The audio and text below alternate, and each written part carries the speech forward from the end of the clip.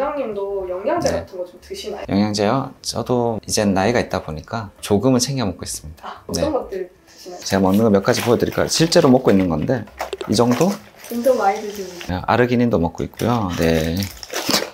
근데 원장님 평소에 보습이 제일 중요하다고 하시더니 영양제도 너무 많이 드시고. 아, 보습이 정말 중요한데 내가 어떻게 생활 습관을 가지냐가 중요하지만 조금 이제 같이 더 시너지 효과를 내기 위해서 저도 이제 먹고 있습니다. 그럼 맞습니다. 어떤 영양제들 먹는지 한번 오늘 소개시켜 주실 수 있을까요? 얼마든지 소개해 드릴 수 있습니다.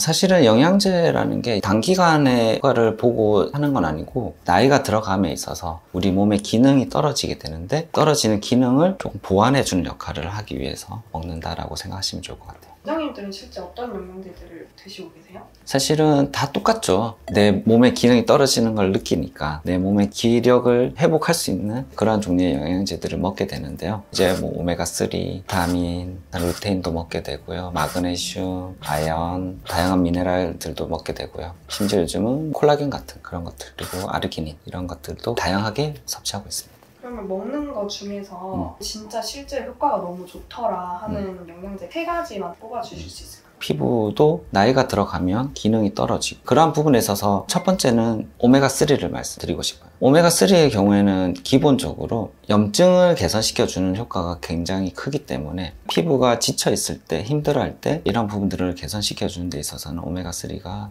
굉장히 도움이 됩니다. 주의사항이나 드시면 안 되는 분들이 좀 있을까요? 요즘은 다들 아시겠지만 안에 있는 성분들 중에서 EPA나 DHA 같은 그런 성분들이 고함량인 게 좋다라고 다들 알고 계세요. 실제로 오메가3의 경우에는 함량 자체가 높은 걸 추천을 드리고 이런 게 부족하면 질적으로 떨어질 수가 있기 때문에 피부 자체에 좀 도움이 되지 않을 수가 있습니다. 그렇기 때문에 이러한 부분들이 1000mg 이상 되는 걸 얘기를 하는데 제가 이제 먹던 오메가3는 두 개 합쳐서 한 900mg이 들어있는 제품이거든요. 그래서 이러한 기준에서는 하루에 한 알 정도 섭취를 하시지만 심한 경우에는 2~3알 정도 나눠서 아침, 점심, 저녁에 각각 드셔도 도움이 됩니다. 그러니까 해산물에 대한 알러지나 이런 게 있으신 분들은 주의가 필요할 수는 있겠죠. 피부적으로 좀 불편할 때 아연 같이 먹으면 좋고요. 오메가6도 같이 드시면 좋습니다. 이러한 제품들이 다 항염 효과가 있어서 도움이 될 것 같습니다. 다음은 코엔자임 Q10이라는 영양제인데요. 코엔자임 Q10은 미토콘드리아라는 녀석이 있는데 ATP라는 에너지를 만들어주는 역할을 해줘요. 이걸 도와주는 게 코엔자임 Q10이라는 효소인데 우리가 또 나이가 들어가면서 이러한 조효소가 줄어듭니다. 그런 부분들을 보충해주기 위해서 코엔자임 Q10을 같이 드셔주시면 도움이 되고요. 몸이 일을 하다 보면은 만들어지는 녀석이 활성산소거든요. 적절한 양의 활성산소는 괜찮지만 이게 너무 과도해지면 노화를 더 진행시킬 수가 있거든요. 이런 활성산소를 덜 만들게 만들어주는 과정들이 항산화 작용이라고 보시면 되는데 코엔자임 Q10 자체가 그런 항산화 효과가 있기 때문에 신체 노화를 조금 줄여줄 수 있는 비타민 C, 비타민 E 같은 비타민 제품들도 강한 항산화 효과도 같이 있어서 추천을 드립니다. 간혹 코엔자임 Q10 같은 경우에는 드물게 알러지 반응이 있을 수도 있어서 발진이 일어난다든지 좀 소화가 잘 안 된다든지 부역감이 있다든지 이런 경우들이 있어서 좀 주의할 필요는 있을 것 같고요. 기본적으로 한 100mg 들어있는 게 대부분이어서 하루에 그냥 한 알 필요하다면 2알 정도까지는 드셔주시면 좋을 것 같습니다. 다만 이제 에너지를 더 많이 만들어야 되니까 아침에 복용하시는 걸 추천을 드립니다. 마지막으로 추천드리고 싶은 영양제는 바로 콜라겐인데요. 사실 저도 콜라겐을 예전에는 먹어서 흡수가 되겠어 라는 생각을 되게 많이 했거든요. 왜냐하면 이제 콜라겐 하면은 족발, 닭발 뭐 이런 거 먹을 때 피부가 탱탱해질 거야 이런 얘기 되게 많이 하잖아요. 근데 그런 육류에 있는 콜라겐 같은 경우에 섭취를 했을 때 흡수가 되지를 못해요. 요즘은 다행히도 흡수율이 좋아진 저분자의 콜라겐이 나오고 있어서 그러한 콜라겐들의 경우에는 흡수율이 굉장히 많이 높아져 있기 때문에 피부로 봤을 때 탄력도 그렇지만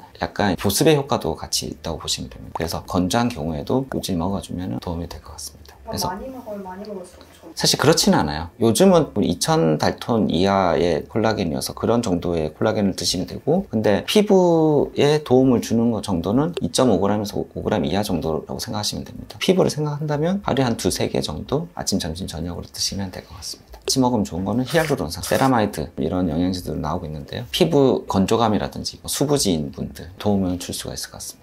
과하다 좀 굳이 먹지 않아도 되는 영양제 같은 거 이게 과하면 안 되는 것들이 많거든요. 일단 첫 번째 말씀드리고 싶은 거는 내가 먹는 영양제를 전체적으로 볼 필요는 있을 것 같아요. 예를 들어서 지용성 비타민 같은 경우에는 쌓이는 비타민들인데 너무 과해지면 오히려 문제가 생길 수 있잖아요. 우리가 좋다고 얘기하는 비타민 E도 그렇고 비타민 B도 그렇고 그렇기 때문에 다양한 영양제들을 보면 알게 모르게 들어가 있는 경우들이 많아요. 그래서 너무 중복되어 있는 경우들이 많이 있을 수 있거든요. 그런 부분들을 좀 잘 확인을 해서 과하지 않게 들어갈 수 있는 부분들도 체크를 해야 될 것 같아요. 꼭 이것까지 얘기하면 저는 글루타치온? 이게 사실은 글루타치온이 굉장히 좋아요. 이제 비타민C나 글루타치온 같은 경우는 항산화 효과도 있지만 좀 미백 효과도 있거든요. 글루타치온은 흡수가 그렇게 충분할 거라고 생각은 잘 안 돼서 내가 먹어야 되겠다 그러면 비타민C를 충분한 용량으로 메가도즈로 해서 먹어주시는 게 오히려 나을 것 같습니다. 피부만 놓고 봤을 때는 영양제가 1번은 아니기 때문에 당연히 홈케어가 굉장히 중요하고요. 나는 더 피부를 좋게 하고 싶다, 더 관리를 하고 싶다 라고 했을 때는 영양제를 복용해 주는 거는 필수적이다 라고 보여집니다. 저는 늘 말씀드리는 게 내 몸이 건강해야 피부도 좋다라고 말씀드려요. 장 트러블이 났을 때는 피부도 약간 트러블이 잘 나잖아요. 그런 것처럼 내 신체가 튼튼하지 않으면 피부도 건강하게 유지하기 어렵다고 생각을 합니다. 그렇기 때문에 다양한 신체적인 부분들을 잘 관리를 해야 되고 운동도 잘 하셔야 되고 좋은 건 잘 챙겨 먹고 해로운 거는 조금 자제하는 과정들이 필요한 것처럼 내 신체를 더 좋게 하기 위한 과정 중에 피부 포함해서 영양제를 섭취하는 거는 꼭 필요하다고 생각합니다. 그런 영양제들을 필요하다면 충분한 양을 하지만 너무 과도하지 않게 잘 챙겨 먹는 거는 필요하다고 생각합니다. 그렇기 때문에 꼭 영양제 잘 확인하시고 나한테 도움이 되는 영양제를 잘 챙겨 드시기 바랍니다. 지금까지 시청해 주셔서 감사합니다.